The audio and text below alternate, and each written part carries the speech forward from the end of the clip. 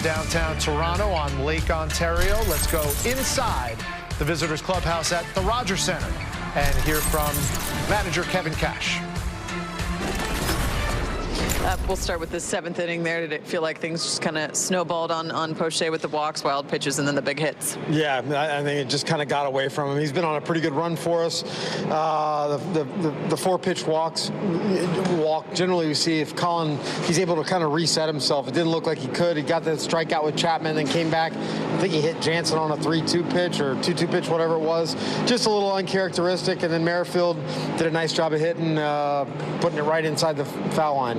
And then 7 left on base. I know you said you do like where the offense is at, but I'd imagine hoping to capitalize in a few more moments there. Yeah, look, we know Manoah's really tough. He's had a tremendous season, and no different today. 2 solo homers.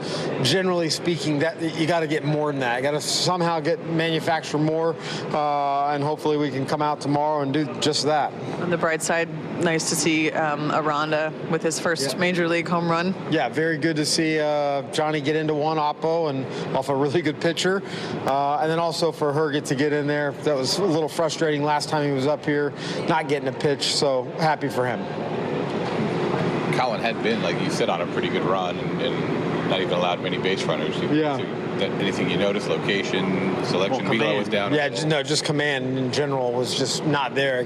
He couldn't correct himself, and, no margin of error in a one-run ball game. And then what was the thing with Yanni at the start of the game? Oh, you can't put rosin on your glove hand. You don't see anybody do it, but Yanni hadn't been around active this year, so. Gotcha.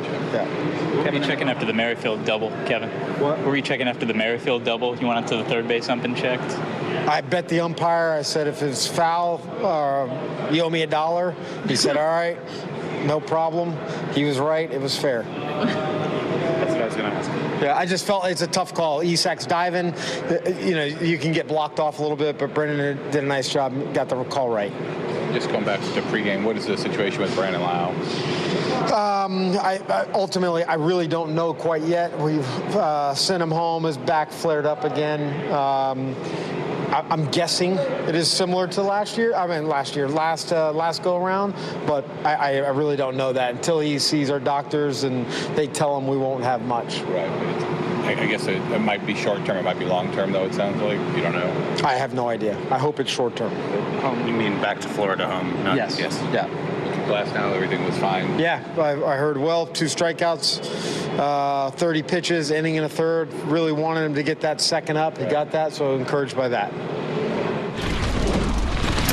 Kevin uses that word a lot, encouraged. And there is definitely no hanging their heads in the visitors' clubhouse tonight. They still have a 7-6 season series lead over Toronto. What do they have to do to turn the page and get ready for tomorrow night? Well, that's the thing. They have to turn the page and they have to forget about today. And although, today wasn't a total disaster, we keep talking about it because they did lose game 2, but they split a doubleheader. You go out there and you're in an opponent's arena and you're able to split a doubleheader. That's, you're almost happy with that, you could say, even though they would have loved to have taken 2.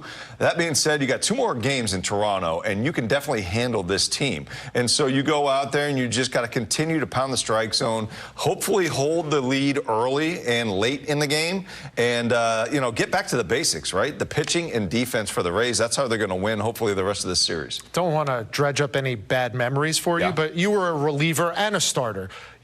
Anybody who's pitched has been in a situation similar to Colin Poche's. Sure.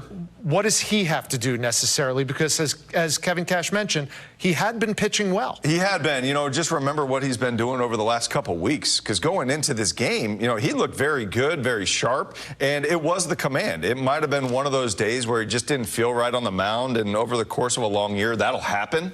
But going back to it, if it was me, you always look at the video, see if you're doing anything different mechanically. And if you were, then you make the small adjustments. But hopefully it's one of those things where it was just one of those nights. He'll get right back on it tomorrow and get the job done. All right, let's go back in the visitors' clubhouse and hear from Poche.